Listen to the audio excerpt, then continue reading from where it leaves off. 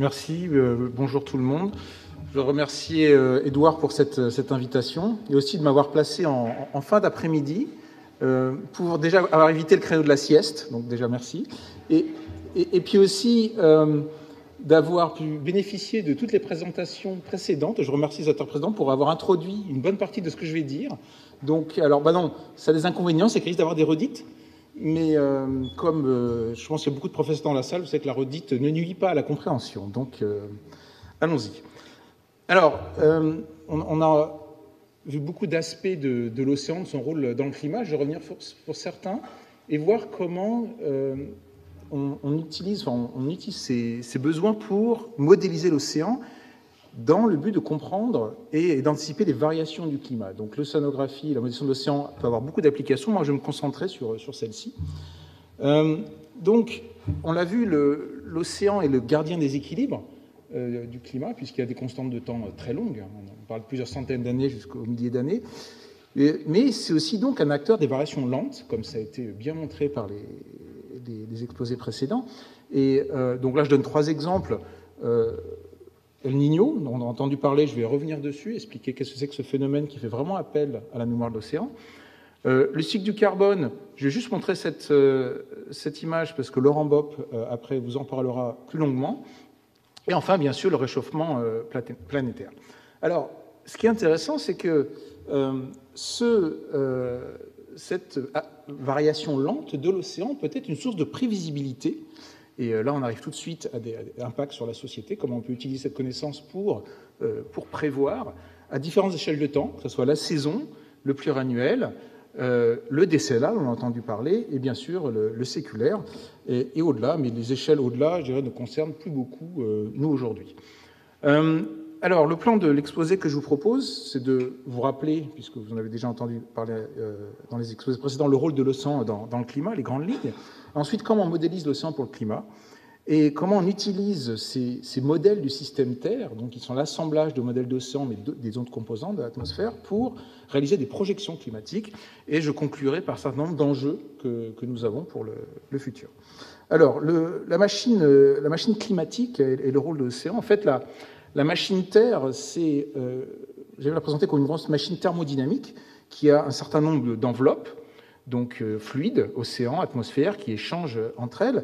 Et comme ça a été déjà précisé plusieurs fois par Édouard et les autres intervenants, le forçage principal de cette machine, c'est le Soleil. Et la quantité de chaleur arrivant dans les tropiques ici étant supérieure à ce qui arrive aux plus hautes latitudes, il y a un différentiel de chauffage. Mais par contre, quand on s'intéresse à ce que la Terre réémet vers l'espace, qui est un rayonnement infrarouge, eh bien, on a cette fois-ci une température à peu près égale, bon, même si effectivement il fait un peu plus chaud, mais dans les tropiques comme latitude. Donc ce rayonnement infrarouge est à peu près égal partout. Donc on fait un bilan de chaleur de ce qui arrive en fonction de la latitude. On se rend compte qu'il y a un gain de chaleur du système climatique dans les basses latitudes et une perte aux plus hautes latitudes. Et l'ensemble, donc l'équilibre, va être cette partie de rayonnement infrarouge qui est réémis, et ça va être donc l'arrivée de la constante solaire. Donc globalement sur la planète, si on tient compte de l'albédo, il ne faut pas oublier de diviser par 4, certains se rappelleront des épisodes de ceux qui oubliaient de diviser par 4, il y a donc un équilibre entre ces deux. Donc, comment on équilibre cette gain ici et ce perte-là? Eh bien, comme ça a été déjà présenté par plusieurs intervenants, par le transport de chaleur méridien dans le système couplé sur l'atmosphère. Et donc ici, pour vous l'illustrer sans rentrer dans trop de détails, puisque ça a déjà été mentionné, en fait, l'océan, par ses grandes gyres, donc ici dans le Pacifique, ces grandes gyres, ces grands courants, va se charger de la partie du travail de transport de chaleur plutôt vers les basses latitudes, comme l'indiquait Herlé précédemment. Et l'atmosphère, lui, va prendre le relais aux plus hautes latitudes par le biais du train d'anticyclone et de dépression. On voit qu'une dépression va donc emmener de l'air chaud vers les pôles et ramener de l'air froid vers le sud, et l'anticyclone va faire la même chose, mais dans le sens anticyclonique, dans l'autre sens. Donc il y a un travail de relais entre l'océan et l'atmosphère pour faire ce travail. Alors cependant, l'océan, même s'ils travaillent ensemble, l'océan, on l'a vu, a des constantes de temps très différents, mais il n'y a pas que les constantes de temps, puisqu'il y a un certain nombre de propriétés qui distinguent l'océan de l'atmosphère, ces deux fluides donc, qui participent à ce transport.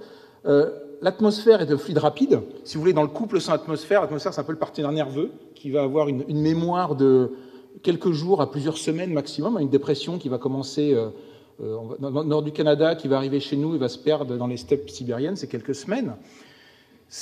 On l'a dit, Annie l'a rappelé, il a très peu de mémoire, il ne peut pas stocker de l'énergie, sa capacité calorifique est très faible, et aussi il est chauffé par le bas. Il est transparent, donc les rayonnements solaires essentiellement arrivent en surface, et donc ce chauffage va le déstabiliser, va faire de la convection atmosphérique, donc c'est un fluide très brassé, très mélangé. L'océan, lui, au contraire, on a vu qu'il est très lent, il a des constantes de temps beaucoup plus lentes, il a une inertie thermique très forte. Vous savez sans doute que les 2 premiers mètres et demi de l'océan contiennent autant de chaleur que les 70 km de la colonne atmosphérique qui la surplombe, donc vraiment le réservoir de chaleur du climat aux échelles de temps de l'ordre de plusieurs milliers d'années est là. Il est chauffé par le haut et il est opaque. Et ça, c'est 2 propriétés qui vont faire qu'il va pouvoir garder en son sein des masses d'eau et de la mémoire pendant très longtemps, qui ne vont pas être disponibles pour le reste du climat. Alors, ces 2 fluides échangent des propriétés physiques, donc ça va être le forçage du vent de l'atmosphère qui va entraîner les courants océaniques, mais aussi des échanges de chaleur et d'eau, et en retour, l'évaporation de l'océan fournit de l'atmosphère à l'humidité, et des échanges de chaleur aussi. Donc, c'est 2 fluides qui sont couplés, mais qui ont vraiment des constantes de temps différentes. Alors, on a bien sûr vu, alors ça, j'ai fait attention que ce diagramme, les branches rouges passent bien au-dessus du bleu, donc on pourrait suggérer celui-là pour les prochains rapports. Donc cette idée de tapis roulant, bon, je ne vais pas revenir dessus puisqu'on en a parlé, mais peut-être donner un chiffre, hein, le fond des océans, c'est 1 centimètre par seconde, donc c'est ce qui donne ces inerties très très lentes de cette boucle qui est évidemment bien plus compliquée. Je vais passer le nord de l'Atlantique, puisque Herlé nous en a parlé en détail, peut-être préciser effectivement que cette dérive d'eau chaude, cette dérive nord-atlantique qui apporte de l'eau chaude, cette chaleur qui est ensuite perdue ici à l'atmosphère, crée des eaux profondes qui repartent dans l'autre sens. Donc là, on a aussi un échange entre l'océan et l'atmosphère. Et donc ce Gulf Stream et cette dérive nord-atlantique ont un rôle sur le climat. Donc là on parle de climat, c'est-à-dire de moyenne, sur l'Europe. Vous voyez qu'à la même latitude, donc ici c'est une carte de température de surface de la mer, voici l'Europe. Vous voyez que les eaux qui baignent l'Europe sont beaucoup plus chaudes que celles qui baignent à la même latitude l'Amérique, et ça vient du fait de ce courant d'eau chaude qui arrive ici, des vents d'ouest dominants qui apportent cette chaleur perdue par l'océan à l'atmosphère et qui donne le climat doux qu'on a. Vous savez aussi que le climat océanique en Bretagne, il fait plus doux, il n'y a pas d'hiver rude, comparé à ce qui va se passer plus à l'est de la France. Alors, si on regarde un détail, un zoom sur le Gulf Stream, par exemple, on se rend compte que l'océan, on en a déjà parlé, c'est un véritable champ de tourbillons. En fait, ces grandes flèches et grands courants, ce n'est que la moyenne de champs de tourbillons. Vous voyez ici un certain nombre de ces tourbillons, donc ça c'est une image satellite. Alors, l'autre façon par laquelle l'océan peut avoir une influence en Europe, c'est ce dont a parlé déjà Herlé, qui est l'oscillation nord-atlantique, qui a ces 2 phases. Donc il a bien expliqué entre une phase où on va avoir plutôt plus de précipitations dans le nord de l'Europe et d'autres plutôt plus de précipitations dans le sud de l'Europe, avec des variations de cet indice où on passe d'une NAO positive à une NAO négative. Vous voyez ici depuis 1840, hein, il y a des variations. Et là, ce qui est intéressant, c'est que donc, ces 2 situations... Alors, Herlé vous a parlé de comment ces 2 situations allaient modifier l'absorption de l'océan, l'absorption de chaleur par l'océan, la création de ces eaux profondes, mais dans l'autre sens, les températures de surface de la mer, et en particulier subtropicales, vont avoir une influence sur l'occurrence de ces régimes. Hein, certaines configurations de température vont plutôt donner une NO+, une autre NO-. Et ça, donc, ça va modifier les conditions météorologiques, cette fois-ci en Europe. On ne parle plus de climat, mais de météorologie. Donc l'océan, même s'il y a des actions, des mouvements lents, va pouvoir influencer durablement des hivers en Europe. Alors maintenant, je passe à un autre exemple d'impact de l'océan, qui est le Niño. Donc ici, c'est une carte de couleur de la mer, donc qui cherche une autre vision de ce qu'a montré Jean-Pierre Gattuso ce matin, où en fait, on voit une augmentation ici si on imagine que c'est un proxy pour de la température, une augmentation de température dans l'est du Pacifique. Donc c'est des événements, on a ce réchauffement dans l'est du Pacifique qui arrive tous les 2 à 7 ans.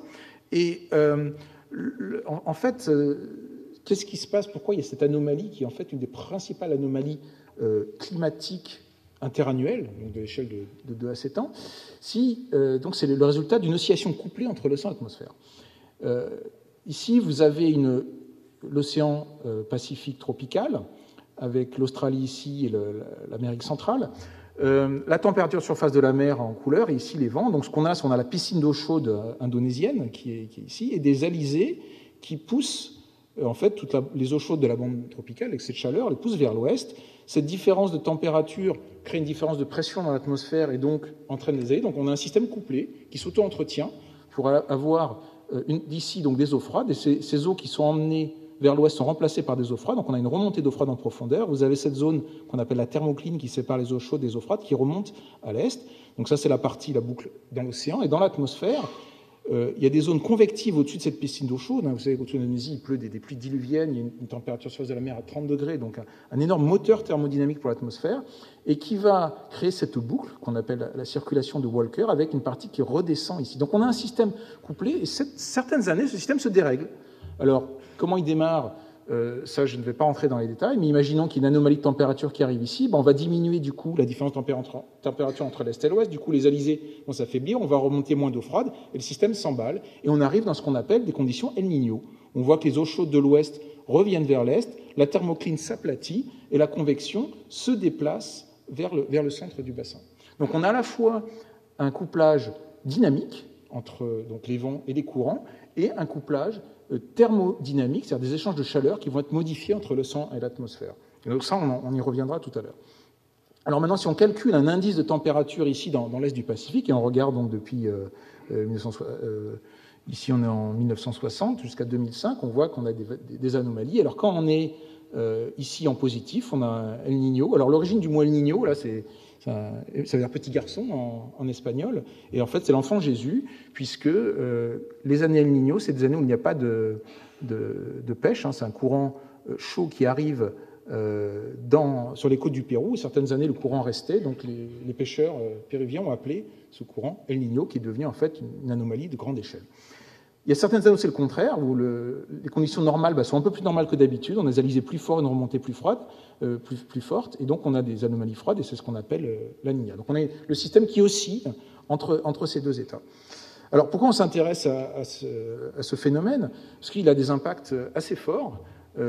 Donc déjà, on l'a vu sur ce que montrait Annie sur le niveau de la mer, ça a des impacts sur une quantité très, très importante de phénomènes climatiques sur toute la planète, à travers ce qu'on appelle des téléconnexions. Ça veut dire que les anomalies de température qui ont lieu ici vont être transmises à d'autres parties de l'atmosphère par des ponts soit atmosphériques, soit océaniques. Et donc ça va donner à des sécheresses, par exemple ici, ou des inondations. Quand on est en phénomène La Niña, vous vous souvenez peut-être des inondations diluviennes qu'il y a eu en Australie il y a quelques mois, qui étaient liées au phénomène La Niña. Évidemment, des impacts sur la pêche, sur l'occurrence des ouragans dans certaines régions du Pacifique. Donc sa prévision va être absolument clé. La compréhension de ces mécanismes est nécessaire à sa prévision.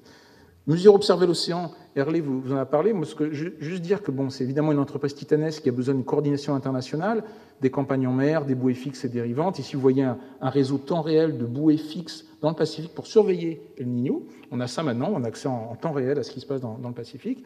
Et bien sûr les satellites. Mais ce que je voudrais surtout mentionner ici, puisqu'on a beaucoup parlé des observations, c'est la quantité d'observations disponibles. Et comme on l'a rappelé, il n'y en a pas beaucoup. Donc ici, vous voyez, depuis l'année 1800 jusqu'à l'année 2000, le pourcentage de surface de l'océan, de la surface de l'océan, le pourcentage qui est observé. Et on voit qu'au sommet, donc là on arrive aux années 70 avec le début de l'ère des satellites, on arrive à que 50%. Alors on peut dire 50% c'est énorme, mais c'est quand même que 50% de la surface de l'océan qui est observée. Vous avez ici le nombre d'observations de température dans les années 70. Et évidemment, c'est principalement l'hémisphère nord qu'on observe bien, puisque c'est là où on habite, c'est là où c'est plus facile d'envoyer des bateaux. L'océan austral, lui, étant très peu échantillonné, donc un problème d'échantillonnage spatial. Même chose ici, même en se plaçant dans la décennie 2000, sur les opérations de salinité dans l'océan Indien, vous voyez que le nombre d'observations par mois reste très faible dans des régions qui ont un rôle climatique important. Les satellites ont été une révolution pour l'océanographie, on l'a dit plusieurs fois, mais ils ne voient pas sous la surface. On a vraiment besoin de savoir ce qui se passe sous la surface, et ils ne mesurent que quelques grandeurs.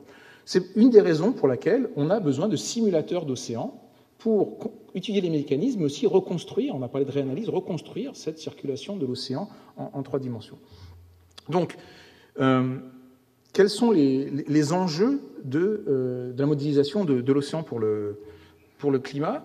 Donc, je vais d'abord vous montrer une petite animation qu'on a fait à l'IPSL qui illustre ce phénomène, et je reviendrai plus en détail après dessus. Donc, première chose, on va... voilà, ça marche. Donc, ce qu'on va faire, on va découper la Terre en petits cubes, en grilles. Alors, cubes d'abord horizontalement, puis sur la verticale. Donc, ici, on est dans l'atmosphère, on va voir qu'on fait la même chose dans l'océan. Et on va voir ces espèces de maillages, de grilles numériques. On va faire la même chose pour les continents et pour l'océan. Et évidemment, c'est des mailles assez lâches, quelques centaines de kilomètres. Donc, il va falloir représenter les processus de fine échelle à l'intérieur de ces mailles.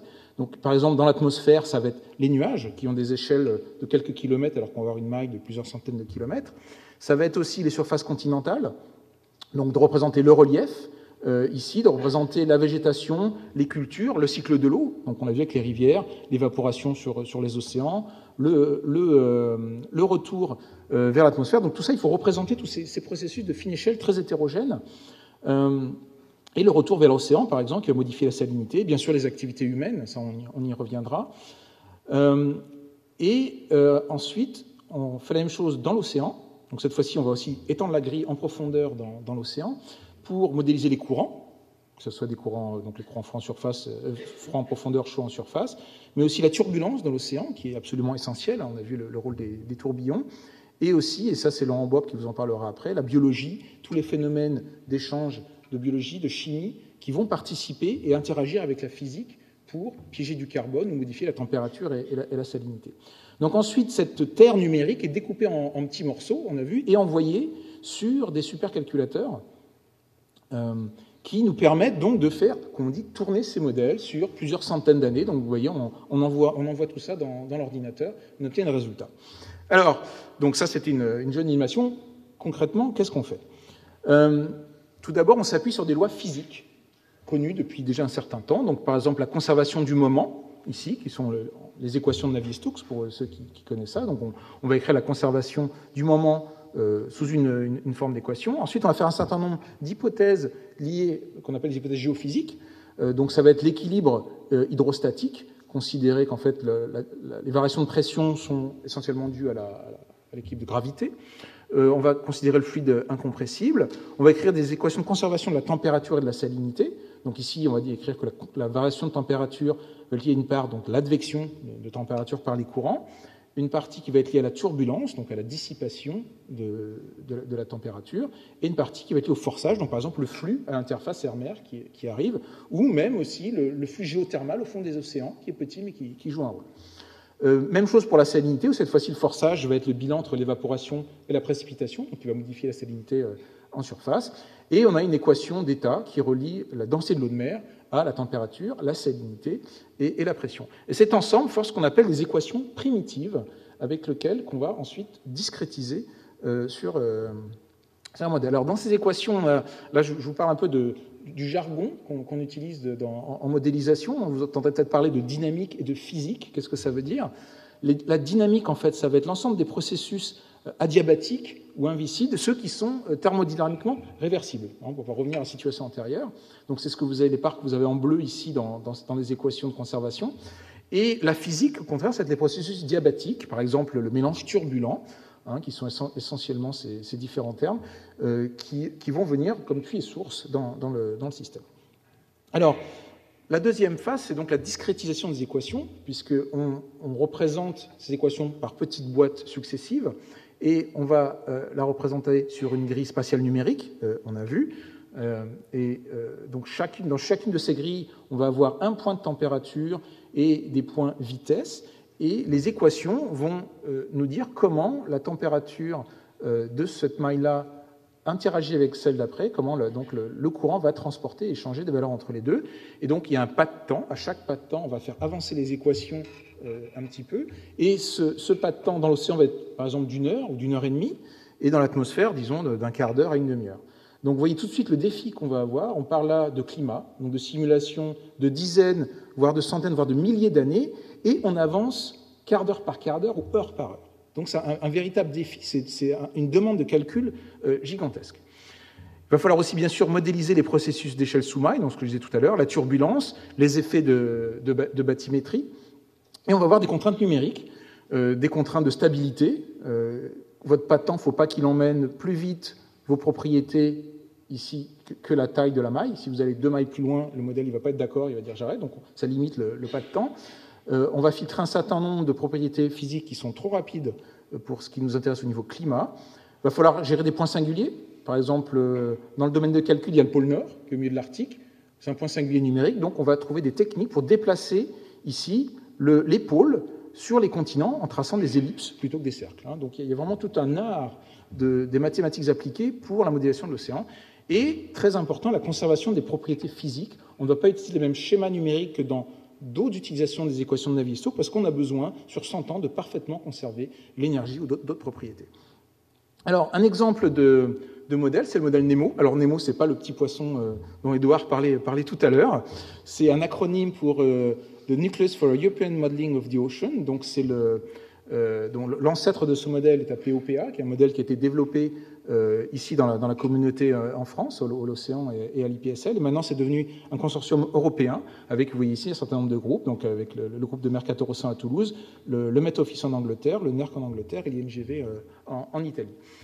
Donc, ce modèle, qui est un modèle global, ce qu'on appelle le modèle de circulation générale, donc vous avez entendu parler en acronyme MCG ou GCM, que vous verrez peut-être aussi en anglais, General Circulation Model. Donc, c'est ces modèles globaux qui utilisent des équations primitives. Il y a d'autres modèles, types de modèles d'océan, plus simplifiés, mais c'est ceux que je vais vous présenter ici pour l'étude de l'océan. Donc, on a vu qu'on pouvait faire de nombreuses études de l'océan avec ces modèles. On va pouvoir interpréter les données, comparer aux données.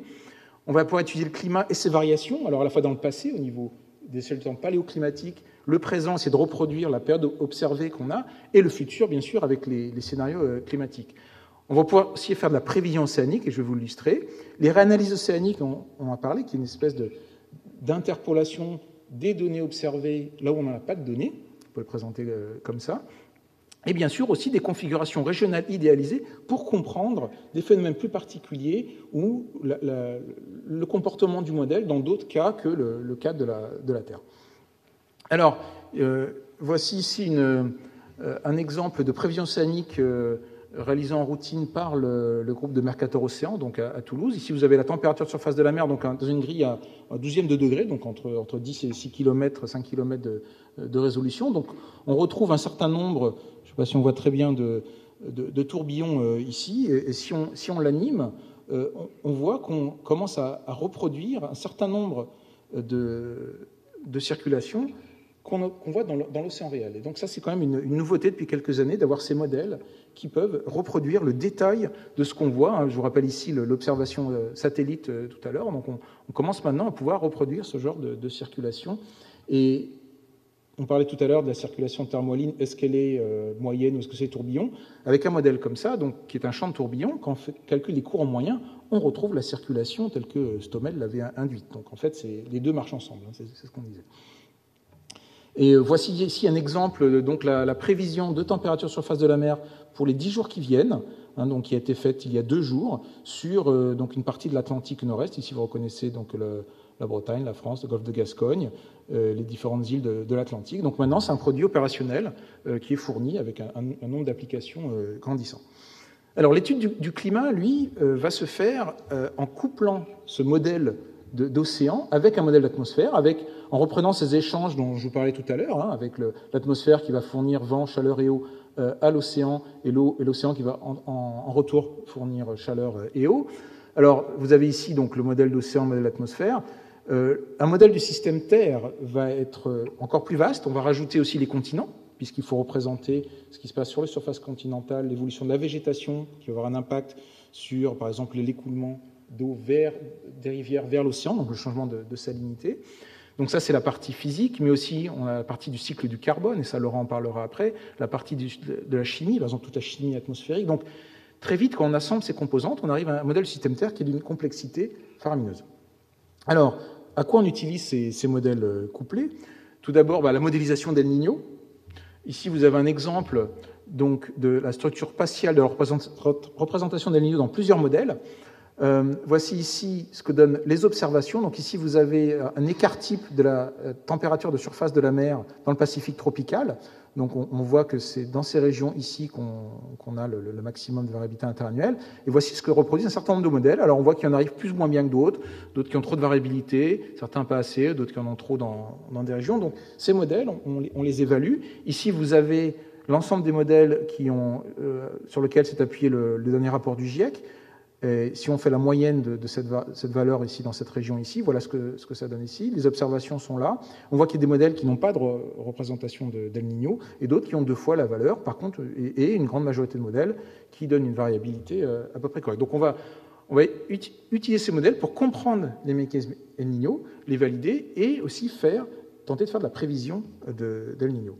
Alors là, je vous donne un exemple de travaux récents qu'on a fait dans notre équipe, où on a regardé l'impact de la convection, de la représentation donc, des nuages, de la convection dans l'atmosphère sur El Niño. On a vu que c'est un phénomène couplé, donc les représentations à la fois de l'atmosphère et de l'océan sont importantes pour le phénomène. Donc je reprends cette carte ici. Voici ce que le modèle reproduit avec un certain schéma de convection atmosphérique, de représentation de ces mouvements d'ascendance qui sont essentiels que je décrivais à l'ouest du Pacifique. Et voici la même chose avec un autre schéma. Et on se rend compte que dans celui-là, El Niño, ou ENSO, a disparu. Et donc, on a essayé de comprendre pourquoi, en particulier, de voir comment les rétroactions de l'atmosphère, ou la réponse de l'atmosphère des anomalies de SST changeaient entre ces 2 modèles-là. Donc, en faisant une analyse de ces rétroactions, alors ça, c'est la rétroaction de Bjerknes, c'est ce que j'ai présenté tout à l'heure avec les alizés qui sont liés au gradient de température. Et si on modifie ce gradient, les alizés vont changer et eux-mêmes modifier la différence de température. Donc, c'est mesuré par ce paramètre ici.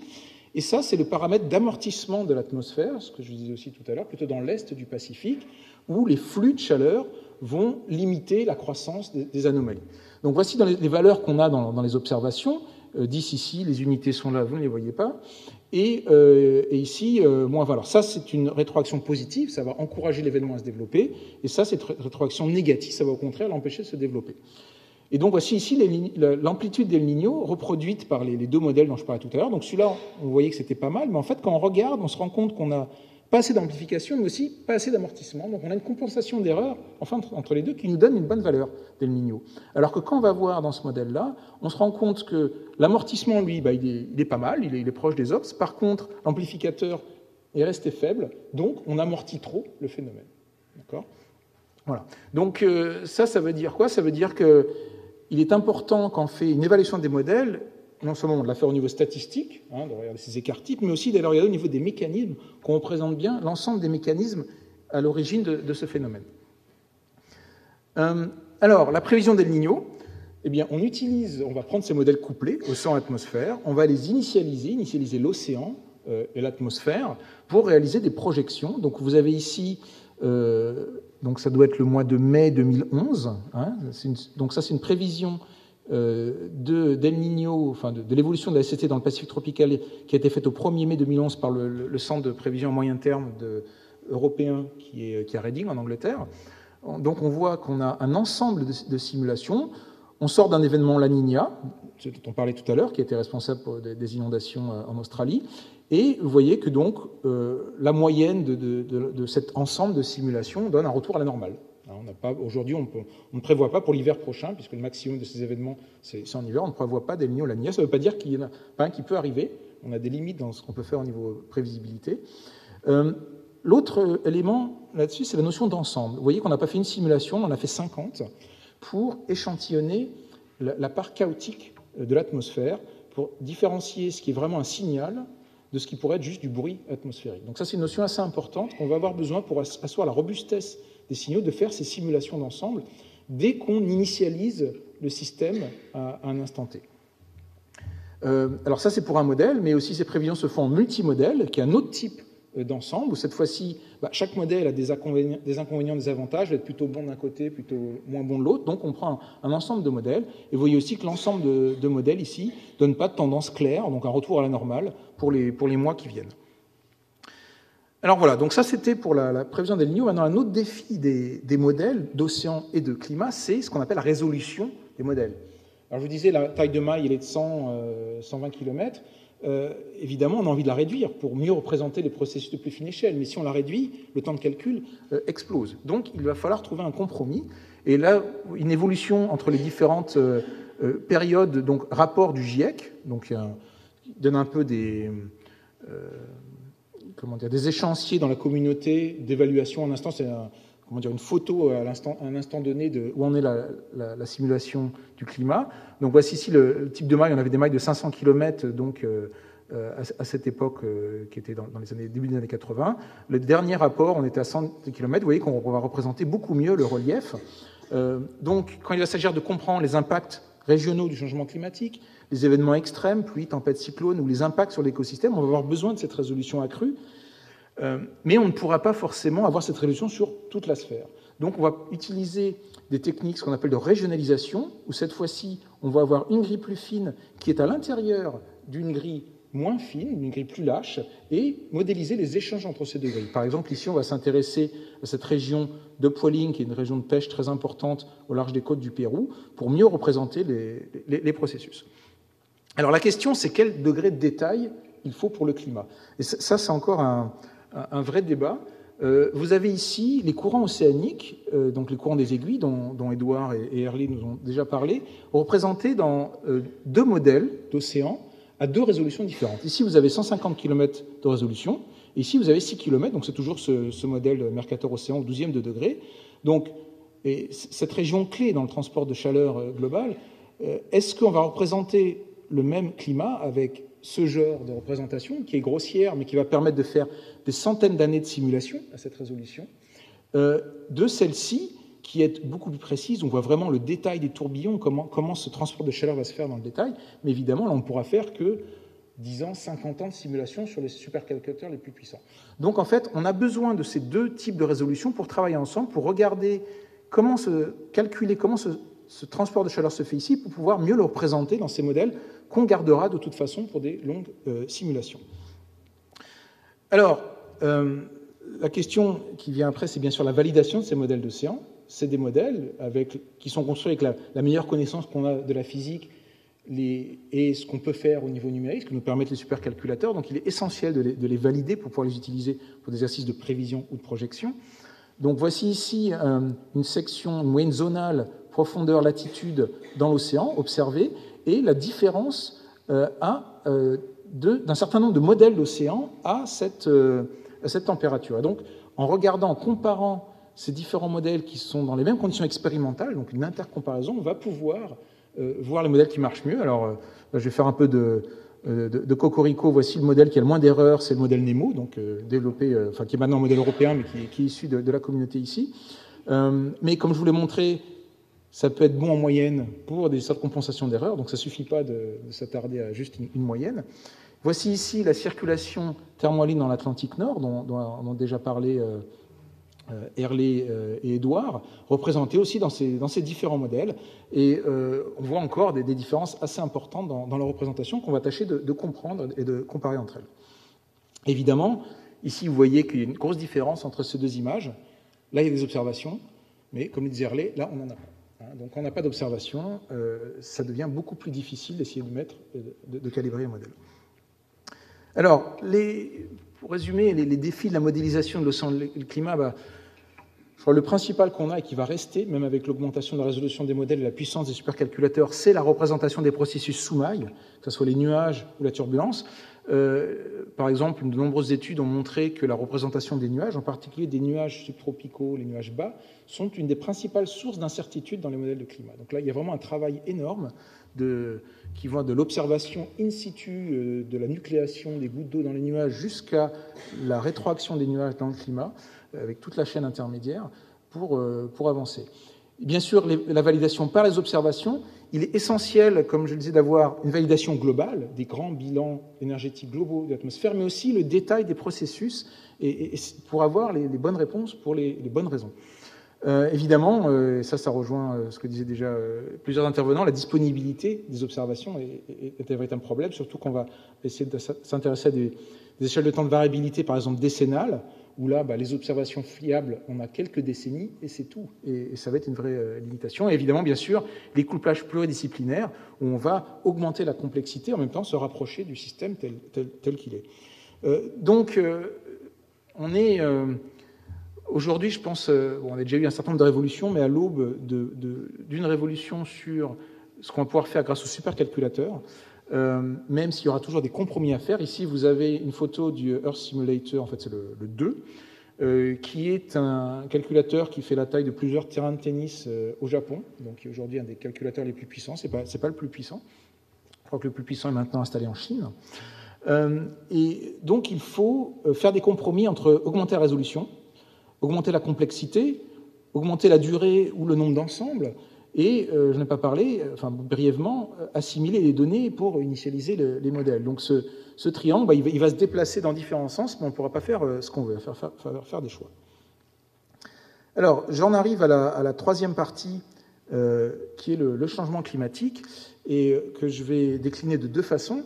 Tout d'abord, la détection-attribution, on en a déjà un petit peu parlé. Comment est-ce qu'on détecte et comment est-ce qu'on peut attribuer un changement climatique d'un climat qu'on a vu à des variations importantes, et ensuite comment on réalise des projections. Alors, commençons de façon très locale par l'histoire des températures à Paris depuis 1890, que vous voyez ici. Donc, en gros, c'est la période ce qu'on a dit instrumentale, où on a des thermomètres étalonnés, dans lesquels on a des mesures directes, donc avec des variations, ici, interannuelles, on a déjà vu, et puis depuis les années 80-70, un réchauffement. Donc les deux questions qu'on va se poser, qui correspondent à détection et attribution, d'abord, est-ce que c'est significatif? Est-ce que statistiquement on peut distinguer cette période de tout ce qui s'est passé avant? Ça va être la détection, est-ce qu'il y a vraiment un changement? Et le deuxième, c'est quelle va être son origine? À quoi est-ce qu'on peut l'attribuer? Donc c'est évidemment, depuis qu'on parle de réchauffement climatique, ces deux questions ont été à l'origine d'un nombre de travaux conséquents. Et si aujourd'hui on en arrive aux conclusions, c'est que toutes les explications qu'on a pu trouver pour répondre à la question est-ce que c'est significatif? Oui, c'est significatif au niveau global, je vais y revenir. Et l'origine, est-ce que c'est l'origine anthropique? Ont répondu à la positive, on n'a pas trouvé de contre-exemple. Ou d'autres explications. Alors vous voyez qu'il y a une inhomogénéité spatiale, même si c'est un peu plus réchauffé dans le sud de la France, donc ça fait à peu près 1 degré en un siècle. Donc ça, c'est la France. Comme on va voir, on ne peut pas se baser juste sur des stations ou des réseaux régionales, même locales encore moins. Donc voici ici, donc ça c'est tiré du dernier rapport du GIEC, l'évolution des températures depuis 1850, c'est la période instrumentale, donc on trouve la même courbe au niveau global, et cette fois-ci, donc on a discerné, donc on a détecté un réchauffement à partir des années 70, et bon, vous avez tous déjà vu ça, 10 records de température autour des 12 dernières années qui sont ici. Ça, c'est le niveau de la mer dont a parlé Annie. Et ici, la couverture de neige dans l'hémisphère nord, où on voit aussi une diminution qui est significative. Alors, comme je disais, ce n'est pas juste quelques points. Voici le réseau d'observation qui a servi à faire ces courbes globales. Donc, vous voyez qu'il est assez dense, il est assez bien réparti sur les continents. Bien sûr, il y en a moins sur les océans. L'autre aspect, c'est que ce réchauffement global n'est pas uniforme. Ce réchauffement est plus fort dans les plus hautes latitudes. Vous voyez ici, il va être amorti au niveau des océans. On l'a vu, l'océan a une capacité thermique importante, donc il va amortir ce réchauffement, plus que les continents qui ont assez peu d'inertie. Et ensuite, on a cherché à voir quels étaient les différents facteurs qui pouvaient expliquer ce réchauffement. Donc ça, Édouard en a déjà parlé tout à l'heure. Donc les trois façons, trois forçages externes, on va appeler ça au climat, c'est le volcanisme d'abord. Quand il y a une éruption volcanique, il y a des cendres, on a entendu parler récemment, ça empêche le rayonnement d'arriver, donc il y a un refroidissement qui se passe. Donc ici, ça c'est depuis 1000 ans à peu près, donc il y a un certain nombre d'éruptions qu'il y a eu depuis 1000 ans. On voit que l'ordre de grandeur, ça va durer 5 à 10 ans pour les plus grosses, de 1 watt par mètre carré. Ensuite, il y a l'activité solaire, l'irradiance, donc ça on la connaît, donc des oscillations aussi à peu près de 0,5 watts par mètre carré. Et puis il y a les effets anthropiques, Donc que ce soit les rejets, l'effet de serre additionnel, mais aussi les sols ou les modifications d'usage des sols ou les aérosols. Et là, on voit donc une augmentation exponentielle, c'est-à-dire qu'on explique assez bien par les activités humaines, on atteint à peu près 2 watts par mètre carré. Alors, ce qu'on a fait, on s'est dit, bon, on a ces différents forçages qui ont certes leurs incertitudes, leur barre d'erreur. On va simuler la température globale en prenant partie ou tout de ces forçages. Donc ça, c'est ce qu'on appelle la part d'attribution. Donc voici ici la courbe observée en noir. Voici ici un ensemble de simulations où on n'a mis que les facteurs naturels, c'est-à-dire le volcanisme et les variations solaires. Et on voit qu'on ne peut pas reproduire. Alors jusque dans les années 70, bon, ça suit pas mal. Mais après, on ne peut pas reproduire cette augmentation. On ne peut la reproduire que quand on ajoute les facteurs anthropiques. Donc ça a été une preuve additionnelle. Mais comme aussi le rappelait Édouard, c'est pas de la rocket science, comme dirait. On s'y attendait, puisque Arrhenius, déjà en 19e, avait dit simplement, bah oui, si on augmente les gaz à effet de serre, la température va se réchauffer. Donc là, par contre, d'arriver à le reproduire avec des modèles d'une telle complexité, ça ne fait que rajouter de l'eau au moulin.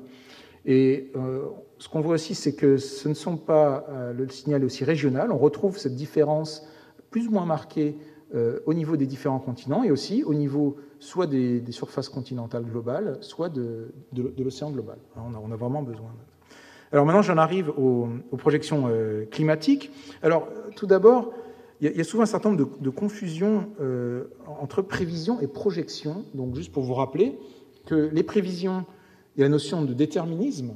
Ça veut dire, par exemple, la météorologie qu'il va y avoir demain ou dans les jours qui viennent. Ça va être les courants de la semaine prochaine, comme je vous montrais tout à l'heure. Alors que dans une projection, on va parler plutôt de probabilité d'occurrence en fonction d'un scénario donné. Donc c'est deux choses différentes. Et au niveau climat, aujourd'hui, nous sommes dans le monde de la projection et pas dans le monde de la prévision. Alors, il y a des échelles de temps intermédiaires qui vont être le saisonnier et le décennal, où on va avoir un petit peu des deux. Je reviendrai tout à l'heure. Mais là, je parle de projection. Donc, ce ne sont pas des prévisions. Donc, c'est un effort, donc ces projections climatiques, c'était assez rapidement un effort international qui a été coordonné par l'ONU dans le programme mondial des recherches sur le climat, le World Climate Research Program, à travers un projet d'intercomparaison de modèles, donc qui s'appelle CMIP, Coupled Model, donc coupled en couple sans l'atmosphère, c'est l'origine de ces mots, mais aussi d'autres composantes, Intercomparison Project. Et donc, il y a une vingtaine de groupes au niveau mondial qui ont la capacité de développer ces modèles. Donc, on en a 2 en France. Donc, c'est une entreprise colossale, puisque chacun de ces codes, que sur le sol atmosphère, c'est plusieurs centaines de milliers, voire le million de lignes de code informatique. C'est des dizaines d'années d'investissement d'ingénieurs, de chercheurs. Donc, tu tournes sur des gros calculateurs. Donc, on a besoin d'équipes de plusieurs dizaines de personnes pour développer et mettre en branle. Donc, il n'y a pas beaucoup de groupes qui peuvent faire ça. Et donc, ces modèles qui sont utilisés par le GIEC pour faire une synthèse des connaissances. Donc, un mot rapide sur le GIEC, puisqu'on s'est remis au travail récemment. Donc, c'est 4 ans de travail, 600 auteurs, 3 tomes de 2000 pages. Mais le plus important, c'est vraiment une synthèse des connaissances. Il n'y a pas de nouvelle science qui est faite dans le GIEC. C'est vraiment l'état de l'art des connaissances. Donc, ces modèles, tout le monde sont réalisés, on va les comparer. Il y a un certain nombre de papiers scientifiques qui ont été écrits avec les résultats de ces modèles, et c'est l'évaluation, le résumé de ces papiers qui est fourni ensuite dans le rapport du GIEC. Alors, comment on fait ces scénarios ? Bien, d'abord, les économistes vont nous fournir des scénarios d'émissions de carbone, en fonction, on en a parlé tout à l'heure, des fonctions le business as usual, donc on continue, et on imagine qu'on a des réserves infinies de pétrole et de charbon. D'autres où on va stabiliser en 2150, d'autres on va stabiliser avant, etc. Donc on a plusieurs scénarios et qui correspondent à une concentration de carbone dans l'atmosphère ou des émissions, et c'est ça qu'on va mettre en entrée de nos modèles. Et c'est le seul forçage qu'on va mettre pour ensuite les faire avancer dans le futur et réaliser ces scénarios.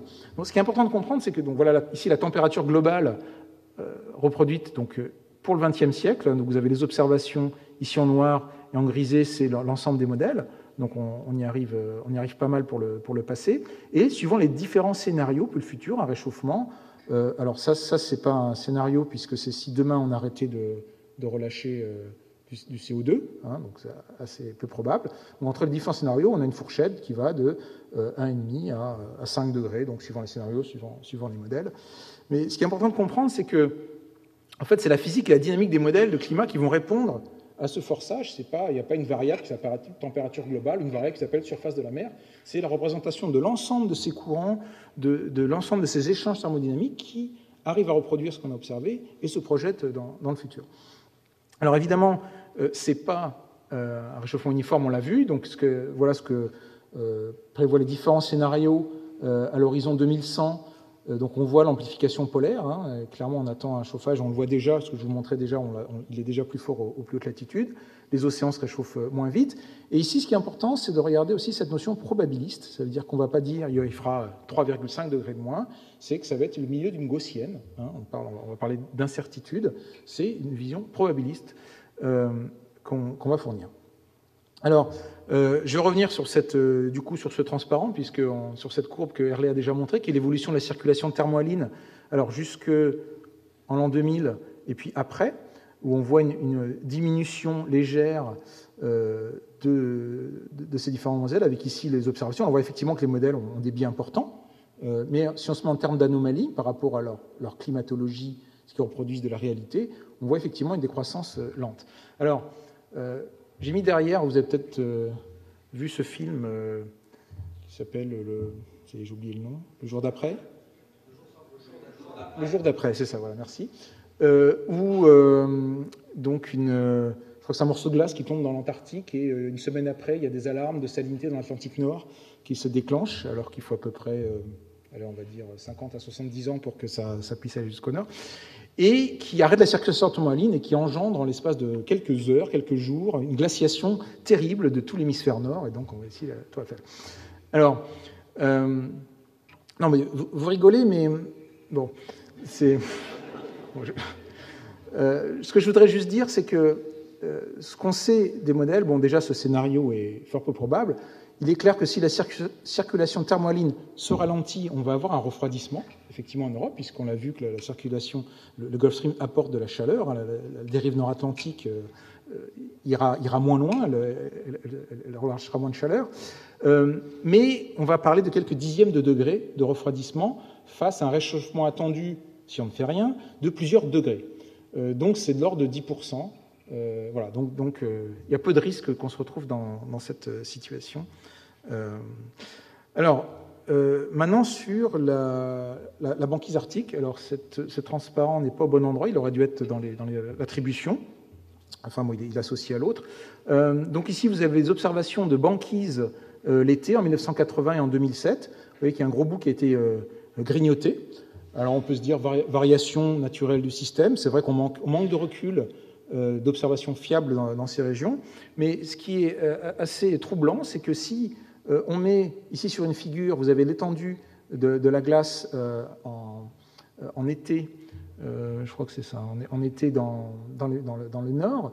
Voici ici ce que donne la moyenne des modèles qui sont utilisés pour le dernier rapport du GIEC. Donc ici on est en l'an 2000. Il montre effectivement une diminution. Et en rouge, vous avez les observations. Et les observations baissent beaucoup plus rapidement que même l'ensemble des modèles. On est sorti de l'incertitude des modèles. Et alors, ça nous inquiète un peu parce qu'on sait que le Nord est une région à seuil climatique important, où on peut avoir des rétroactions très rapides qui se passent. La glace de mer fond, l'océan se réchauffe, la glace de mer fond encore plus vite, l'océan se réchauffe encore plus vite. Et donc, on sait aussi que c'est des régions comme on manque d'observation qu'on représente mal dans nos modèles. Donc, est-ce qu'on a été trop conservatif dans notre estimation de la fonte de glace? Donc ça, c'est une vraie question ouverte aujourd'hui, sur laquelle on essaye d'apporter des éléments de réponse. On va revenir en France pour essayer de regarder un été au XXe au XXIe siècle. Donc ici, vous avez en carré jaune les températures moyennes observées en été en France, donc ici jusqu'en l'an 2003, et un des scénarios climatiques, le A1B, donc on voit un réchauffement. Et si on se passe à l'horizon 2080, on voit qu'on a un réchauffement de 4 degrés au niveau global. Donc ça, on va se dire chouette. 4 degrés en plus, moi j'achète. Là, on a depuis quelques mois une anomalie de 3-4 degrés, vous avez tous vu, on est très content. Sauf qu'une moyenne climatique de 4 degrés, vous vous rappelez peut-être de l'été 2003, qui effectivement en moyenne était 4 degrés plus chaud. Donc au niveau climat, on est content. Par contre, au niveau météo, on a des vagues de chaleur et des 40 degrés. Donc il faut, quand on parle de moyenne, se dire quelques degrés, c'est pas grave. Cette fois-ci, repartir du climat et revenir à la météo, à la météorologie, pour se dire que c'est l'occurrence des événements extrêmes qui risquent d'augmenter. Vous voyez que, encore une fois, si on ne fait rien, à l'horizon 2080, l'été 2003 sera un été tout à fait normal. Donc, pour conclure la part des scénarios, je veux dire on a un certain nombre de certitudes, on a des incertitudes. La certitude, en science, ça se construit sur le consensus scientifique. Aujourd'hui, il est clair que les activités humaines ont modifié le climat global. Par contre, on a encore de nombreuses incertitudes sur l'ampleur, on l'a vu, sur les effets régionaux. Aujourd'hui, on sait dire très peu de choses au niveau régional, alors c'est pourtant ça qu'il va falloir, qui intéresse la société, et les risques de changement rapide. Alors on a dit, a priori, la circulation thermohaline ne va pas s'arrêter brutalement. Si la banquise arctique disparaît dans 10 ans, là on en rentre dans un monde qu'on ne connaît pas parce qu'on n'a pas d'observation, qu'on connaît mal. Donc ici, je vous illustre l'origine de différentes incertitudes des scénarios climatiques sur ces travaux de Hawkins et Sutton, qui sont la température sur les îles britanniques. Donc ici, observé en trait noir jusqu'en l'an 2000, la moyenne des modèles ici, donc on est autour, c'est pas mal, et le prisme des projections jusqu'en 2100. Et ensuite, ce qu'ils ont fait, le travail très intéressant qu'ils ont fait, c'est de voir quelles étaient les sources d'incertitude qui expliquaient en gros cette grosse incertitude en fonction du temps. Alors ce qu'on se rend compte, c'est à l'horizon de 2100, la moitié de l'incertitude, qui est le vert, vient du scénario. C'est en gros des choix de société qu'on va faire. Donc ça c'est un message qui est quand même assez important, c'est qu'il y a une incertitude, mais la moitié, elle vient vraiment des choix. Est-ce que Copenhague bis marchera ou pas, etc. Et l'autre moitié va venir de la variabilité interne, qui est cette courbe orange. La variabilité interne, c'est les variations naturelles du climat, ça va être El Niño, l'oscillation nord-atlantique, etc., des variations décennales ou plus long. Et la part bleue, qui est encore importante, ce sont des incertitudes qui viennent des limites des modèles, de leurs erreurs, de l'incertitude. Alors, nous, en tant que scientifiques, on va s'occuper on travaille à s'occuper du orange et du bleu, mais sur le vert, là, à part avoir tiré la sonnette d'alarme, on ne peut pas faire grand-chose. Donc j'arrive au résumé. Donc je pense que les exposés précédents, plus celui-là, vous ont convaincu que l'océan, c'est à la fois le gardien des équilibres et un acteur de la variabilité lente du climat. La modélisation de l'océan dans le contexte du climat a fait des progrès fulgurants, qui certes ont été aidés par la puissance des supercalculateurs, mais aussi des progrès théoriques très importants, des progrès d'expérimentation et des collègues d'observation. Des collègues d'observation, on a maintenant des séries qui deviennent de plus en plus longues. Plus on attend, plus on a des séries intéressantes. C'est une science qui est très pluridisciplinaire, qui fait appel à de très nombreuses disciplines. C'est vraiment, on le voit aujourd'hui par la diversité des intervenants. Vous prenez la même chose dans l'atmosphère, dans la surface continentale, dans la chimie atmosphérique, etc.